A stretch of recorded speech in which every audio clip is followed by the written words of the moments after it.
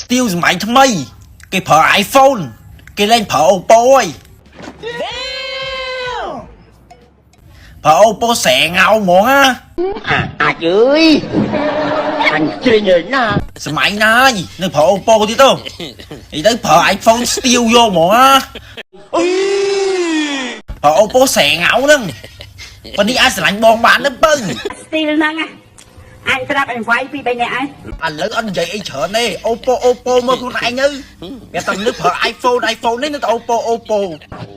ទៀតឯងអញហើយចាំបានផ្ទះបាញ់អត់ទៅមែនតែថតនេះមិនថតចង់អួតទេគាត់ថតឲ្យមើលមនុស្សប្រើ iPhone មិនប្រើ Oppo ទេមើលឲ្យហើយឥឡូវតំទិញមួកថ្មីនេះ30រៀល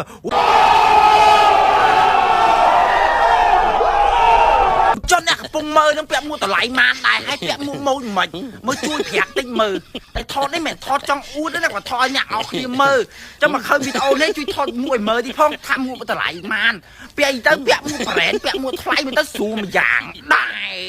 អូចាប់បាត់ហើយចាប់បាត់ហើយអ្នកម្នាក់ថ្ងៃខមមិនតិច Oppo គេតែនៅប្រើ iPhone ហ្នឹងតែ Oppo Oppo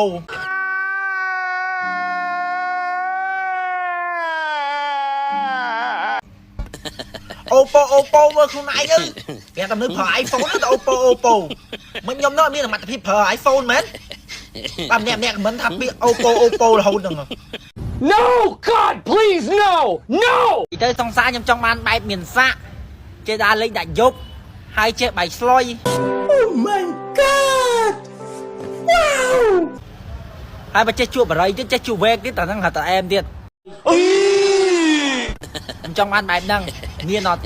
ចេញមុខមើលអត់មានមិនពីអូខេបង